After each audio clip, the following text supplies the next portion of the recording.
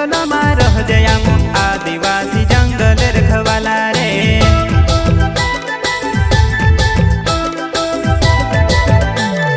चल जंगल जमीन काज पूजे रे आदिवासी दुनिया ने रखवाला रे। बाप देव खतरी काज पूजे रे आदिवासी सबसे निराला रे।